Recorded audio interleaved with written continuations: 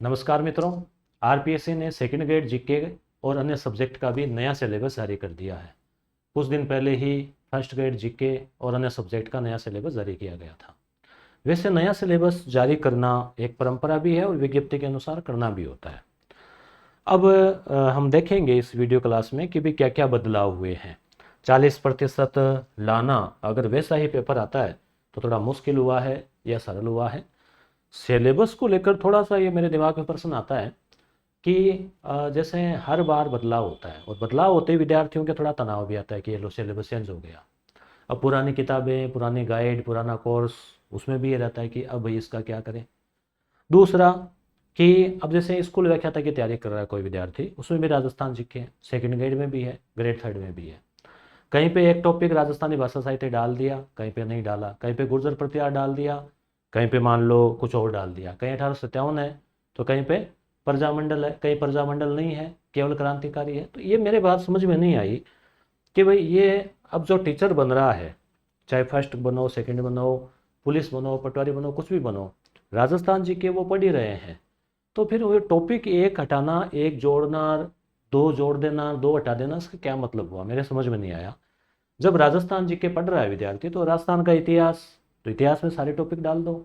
कला संस्कृति, भूगोल, तो भूगोल में सारे टॉपिक डाल दो। एक कहीं पे खनिज हटा दिया और कहीं पे जनसंख्या जोड़ दी। इससे विद्यार्थी परेशान होते हैं, बार बार उनको किताबों को लेकर भी उनको परेशानी रहती है, क्या नया जुड़ा है, क्या हटा है। अब इसके पीछे क्या कारण है मेरे समझ में नहीं आया, परंतु आरपीएससी को क्यों ना एक ऐसा सिलेबस जारी कर दें कॉमन। जैसे चलो राजस्थान जीके है तो फिर राजस्थान जीके सारे टॉपिक रखो ना जो सभी में काम आ जाए। दूसरी बात कि चलो करंट अफेयर है या कुछ ऐसे मुद्दे होते हैं जो बदलने पड़ते हैं। अब मान लो कोई असमसामयिक हो गया, कोई महामारी संबंधी था, या मान लो कोई पुरानी योजनाएं थी या कोई पुराना टॉपिक था, वो चलो हट गया या उसको हटा दिया, कोई बात नहीं, वो तो मान लेते हैं। परंतु कुछ टॉपिक यहाँ एक में मान लो ये आयोग जोड़ दिया और एक में घटा दिया, इसका कुछ ये क्या कहानी है समझ में नहीं आई नहीं है। इसमें दोनों ही बातें हैं। कई विद्यार्थी कहेंगे भाई गाइड वालों को फायदा होता है, कोचिंग वालों को फायदा भी होता है, नुकसान भी होता है, दोनों फिक्स है। फायदा का आप ये कहेंगे कि नई गाइड बिक जाती है, नया सिलेबस बिक जाता है, तो नुकसान भी है, जो मार्केट में पड़ा है वो ऐसे ही रह जाता है। तो यहाँ भी कहानी समझ में नहीं आ रही है, पर जो भी हो कहानी आपके समझ में आए तो आप बताना, अपन देखते हैं तब तक। क्योंकि अपने हाथ में तो फिलहाल ये है कि जो सिलेबस मिला है उसके अनुसार अब आपको तैयारी करनी है, तो ज़्यादा चिंता नहीं करनी है। इसमें ज़्यादा कुछ परिवर्तन हुआ नहीं, कुछ टॉपिक हटाए भी है, कुछ जोड़े भी है। जोड़ने का तात्पर्य हो गया कि उनको थोड़ा खुला कर दिया, विस्तृत कर दिया। आरपीएससी दिनों दिन जो है वो अपनी अपनी मर्जी के हिसाब से ही जो है निर्णय उसमें लिए जा रहे हैं। कैसे, जैसे एक टाइम था तब इनके वो बांटे हुए भी थे, नंबर भी बांटे हुए थे, 40 का, 60 का, 20 का। अब नंबर भी कुछ नहीं बांट रखे, जब मर्जी हो जिस हिसाब से। मनोविज्ञान है, नॉर्मली 20 क्वेश्चन आते हैं। अब वो 5 भी दे दें, 2 भी दे दें तो दे दें, कोई कहने वाला नहीं है, क्योंकि कहीं डिवाइडेशन नहीं कर रखा। तो जो भी है चलो देखते हैं अब। तो इस हिसाब से दिनों दिन कंपटीशन तो टफ हो ही रहा है, क्योंकि हर साल 1 लाख विद्यार्थी बीएड के हुए आ रहे हैं और हर साल 1 लाख भर्तियाँ थोड़ी आ रही है फर्स्ट सेकंड थर्ड ग्रेड मिला के टीचर की। तो दूसरा, सिलेबस के अकॉर्डिंग भी टफ होता जा रहा है, पेपर के अकॉर्डिंग भी टफ करते जा रहे हैं। और अभी पॉलिटिकल में सीटें खाली रखी, वो तो एकदम ही जो है पूरी तरह से कोई निर्णय था ही नहीं अच्छी तरह से किसी भी हिसाब से। चलो अपन मुद्दे पे आ जाते हैं। ये 2024 वाला है और ये 2025। 26 मैंने इसलिए लिखा है कि परीक्षा 26 में होगी, तब तक आपको लगे ये तो पुराना हो गया। ठीक है, तो देखो भूगोल में वो का वही है। यहाँ जनसंख्या में ही लिंगानुपात, साक्षरता ये दे रखा था, तो इसका कोई औचित्य नहीं था, तो ये सब इन्होंने हटा दिए, अच्छा किया। अब यहाँ पे दूसरा टॉपिक था प्राचीन संस्कृति और सभ्यता, तो इसमें साफ साफ दे रखा था कि भाई 4 ही पढ़नी है, कालीबंगाल, गणेश और विराट। अब क्या कर दिया, खुला मैदान है, प्राचीन संस्कृति और सभ्यता। अब यहाँ जो 20-25 दे रखी है, हिंदी ग्रंथ अकादमी वाली किताब में मान लो, चाहे 10वीं में मान लो, कोई मानक तो कुछ है नहीं वैसे कहने के लिए। ऐसा नहीं है कि केवल हिंदी ग्रंथ अकादमी से सारे प्रश्न आते हैं, नहीं कवर होते। ठीक है, तो जो कुछ भी रहा हो, इन्होंने ये 4 टॉपिक हटा के खुला कर दिया। प्राचीन संस्कृति और सभ्यता के 20 भी आपको पढ़नी है तो पढ़नी पड़ेगी। 8वीं से 18वीं सदी। अब इसमें पहले गुर्जर प्रतिहार और अजमेर के चौहान 2 ही दे रखे थे, उसके अलावा अन्य आपको कोई वंश नहीं पढ़ना पड़ रहा था। अब यहाँ कर दिया राजस्थान के राजपूत वंश। अब इसमें आपके सारे आ जाएंगे भाई, चाहे वो अब जैसलमेर के भाटी हो, ठीक है ना, राठौड़ हो, तो ये सारे के सारे इसमें वंश जो है वो आ जाएंगे। अब आपको जोधपुर, जयपुर, कछवाहा सारे पढ़ने होंगे। क्यों? क्योंकि मान लो क्वेश्चन उन्होंने कछवाहा का पूछ लिया तो पूछ लिया, यहाँ तो ये दो से ही पूछना था। दिल्ली सल्तनत के संबंध में वही रखा है, कोई चेंज नहीं हुआ। यहाँ मैंने पुराने वाले में जो रेड किया वो हटाए हैं, नए वाले में जो हाईलाइट किया ग्रीन वो जोड़े हैं टॉपिक, ठीक है। और वैसे दोनों ही सिलेबस दोबारा से आपको टेलीग्राम पे भेज दिए, आप तुलना कर लेना। ये मात्र 2 पेज में आप इसका प्रिंट आउट निकलना, आगे पीछे देखेंगे तो 2 ही पेज है, प्रिंट आउट ले लेना, आपकी टेबल पे सिलेबस होना चाहिए। इंग्लिश में था तो हिंदी ट्रांसलेट किया है, हो सकता है कहीं कुछ है कोई त्रुटि रह जाए, बाकी पूरा मिलान किया है मैंने कि भाई त्रुटि ना हो इंग्लिश वाले से। स्वतंत्रता संग्राम में वही टॉपिक है चारों के चारों, कोई चेंज इसमें नहीं है, ठीक है। एकीकरण जो है उसमें भी वही है, समाज और धर्म में भी वही है, भाषा साहित्य पहले भी था। राजस्थान के प्रमुख व्यक्तित्व है, ये लो भाई, ये यहाँ जोड़ दिया, भी इसमें सब कुछ आ गया। प्रमुख व्यक्तित्व का मतलब हो गया जो पूछा वो प्रमुख ही है, जो मन में आया वो इम्पोर्टेंट है, आरपीएससी के पेपर बनाने वाले को उसको लगा ये इम्पोर्टेंट है। अब यहाँ पे प्रमुख व्यक्तित्व में सैकड़ों, चाहे वो संत महात्मा हो, चाहे वो क्रांतिकारी हो, चाहे कोई भी हो, कहाँ से भी प्रश्न कहीं से भी पूछा जा सकता है। परंतु कुछ ऑथेंटिक किताबों में जो दे रखे हैं वो देख लेना आप। राजनीतिक और प्रशासनिक व्यवस्था में कुछ चेंज किया है, जैसे पहले उच्च न्यायालय नहीं दे रखा था, राज्य सचिवालय और मुख्य सचिव शब्द दे रखा था। अब सचिवालय पढ़ रहे हैं तो मुख्य सचिव सब पढ़ना ही है, तो मुख्य सचिव शब्द हटा दिया। मानवाधिकार आयोग को क्यों हटाया समझ में नहीं आया, यहाँ से हटा दिया है। इधर क्या जोड़ा है, उच्च न्यायालय अधीनस्थ न्यायालय जोड़ दिए, यहाँ मुझे नहीं थे यहाँ। विभागीय आयुक्त नया जोड़ा है, जिला प्रशासन में नया जोड़ा है, राज्य महिला आयोग, राज्य वित्त आयोग, राज्य चुनाव आयोग, ये नए जुड़े हैं 3 आयोग। तो ये राजनीति में चेंज है। समसामयिक मामलों में पहले लाइनें छोटी थी, जैसे सामाजिक, आर्थिक, राजनीतिक, खेल और क्रीड़ा के पहलू, तो अब हालांकि इसमें सब कुछ आ गया, सामाजिक आ गया, आर्थिक आ गया, राजनीतिक आ गया, तो सब कुछ आ गया। तो कहने का मतलब राजस्थान का सारा ही हो सकता है, उसमें भी खेल भी आ गया, पुरस्कार भी आ गया, सब कुछ आ गया। अब यहाँ इन्होंने लिखा है महत्वपूर्ण व्यक्ति, ठीक है, स्थान, मुद्दे, कल्याण और विकास संबंधी योजनाएं, तो नई योजनाएं, मुद्दे, राजनीतिक, आर्थिक, डायनेमिक यानी गतिशीलता, खेल और खेलकूद, क्रीड़ा, पुरस्कार, पुस्तकें और लेखक, ये एक नया टॉपिक स्पष्ट। यहाँ हालांकि पहले भी पूछ सकते थे भाई, नई पुस्तक तो नया मुद्दा ही है वो, अब यहाँ इन्होंने स्पष्ट दे दिया। तो शायद जैसे इंडिया वाला फर्स्ट ग्रेड में आता है एक किताब का प्रश्न आता है, तो यहाँ भी हो सकता है एक किताब का प्रश्न पक्का देखने को मिले। और यहाँ राजस्थान का है तो राजस्थान की पुस्तकें, ये भी साइड में भी मैं बताऊंगा आपको, पहले ये देख लेते हैं। विश्व और भारत का सामान्य ज्ञान है, तो इसमें आपको क्या दिख रहा है, वैश्वीकरण जो था ना, ग्लोबलाइजेशन, ये शब्द यहाँ पे हटाया है, ठीक है, ग्लोबलाइजेशन इन्होंने हटा दिया है, बाकी है जैसे ही है। पॉलिटिकल वाले में चेंज किया है, क्या चेंज किया है, जैसे 1919 और 1935 का जो है ना नाम लिखा हुआ ये हटा दिया है, जबकि फर्स्ट ग्रेड में मुझे याद आ रहा है 1935 जोड़ा है, अब यहाँ हटाया है। ये तो मैं कह रहा हूँ क्या है ये जोड़ तोड़ क्या है, पॉलिटिकल रख दो, फिर सारी रख दो, क्या दिक्कत है, राष्ट्रपति, उपराष्ट्रपति, प्रधानमंत्री, संविधान की विशेषताएं, मौलिक अधिकार, कर्तव्य, जो सारे टॉपिक दे दो, ताकि विद्यार्थी वो पढ़ता रहे और उसको ज़्यादा बार बार भटकना नहीं पड़े, कन्फ्यूजन में नहीं होना पड़े।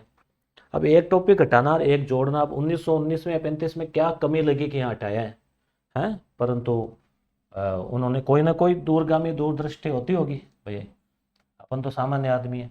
संविधान सभा शब्द एक नया जोड़ा है, नागरिकता नया जोड़ा है, उपराष्ट्रपति शब्द नया जोड़ा है, यहाँ उपराष्ट्रपति नहीं था, और प्रधानमंत्री मंत्रियों का परिषद, हालांकि ये मंत्री परिषद है पर काउंसिल ऑफ मिनिस्टर्स इंग्लिश में लिखा हुआ, तो उसका ट्रांसलेट फिर गूगल यही करता है, मंत्रियों का परिषद, तो ठीक है वो एक ही बात, वो तो था, पहले भी था। परिषद शब्द पहले ऐसे दिया हुआ नहीं था, पहले दिया हुआ था प्रधानमंत्री के कार्यालय, तो वो आ गया उसमें। राजनीतिक दल और दबाव समूह को हटा दिया है, हालांकि इस बार क्वेश्चन भी आया था, दबाव समूह हर बार आता है दलों का, ये टॉपिक हटा दिया है।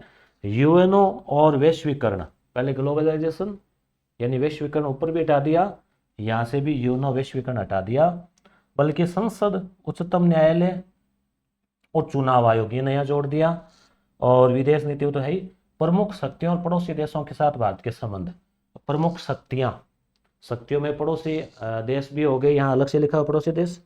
शक्तियों में अमेरिका, रूस, ये हो गया। अब यूनो भी एक शक्ति है एक तरह से। तो प्रमुख शक्तियों में पड़ोसी देशों के संबंध तो, और समकालीन मुद्दे और चुनौतियाँ।